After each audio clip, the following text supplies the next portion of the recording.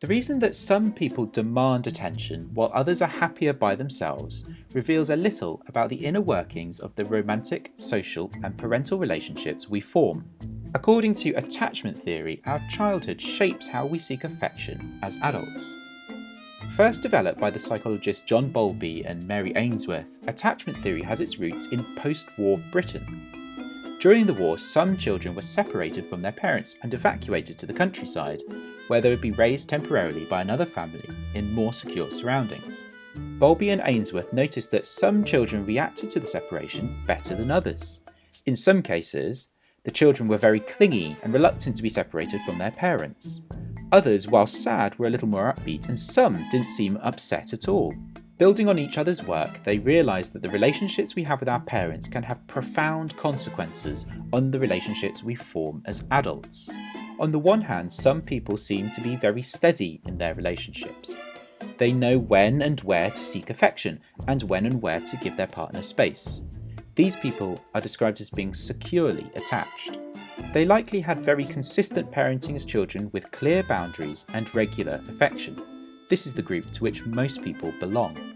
There are two more attachment types according to the theory, anxious and avoidant. Someone who has attachment anxiety might show the clingy behaviour of one of the children that Bowlby and Ainsworth studied.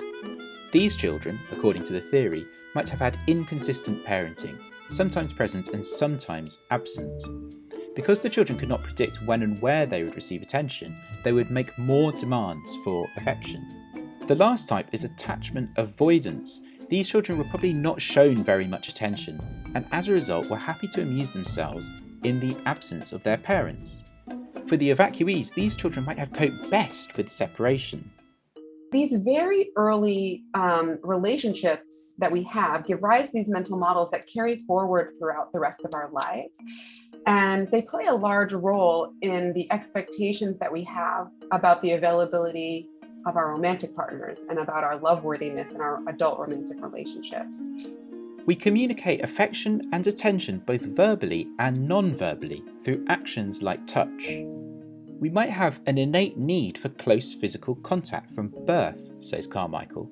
A parent can soothe their baby by picking them up. The baby is reassured that the parent is nearby and protecting them. This was proposed by Ainsworth following her research on children.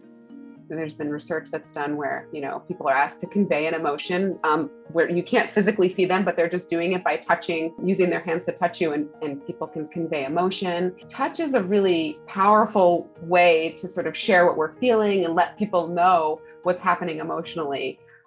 Carmichael found that when people receive more touch from their partner, they tend to say their relationship quality is higher. They feel closer, they feel more understood and cared for, and they feel like their relationship is better.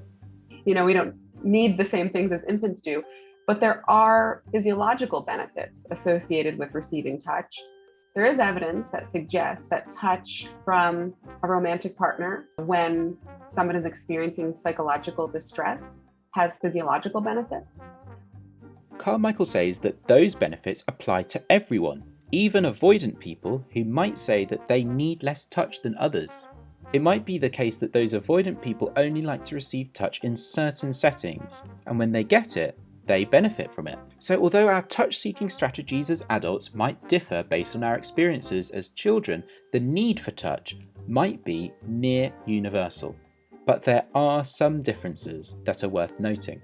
Particular combinations are not great. So two anxious people together may not be great, or an anxious person with an avoidant person. So an anxious person who needs a lot of reassurance in a relationship with an avoidant person who likes to kind of keep things at arm's length, not a great combination. Being aware of your attachment style and understanding your predispositions might help you to recognize the signs of a good relationship.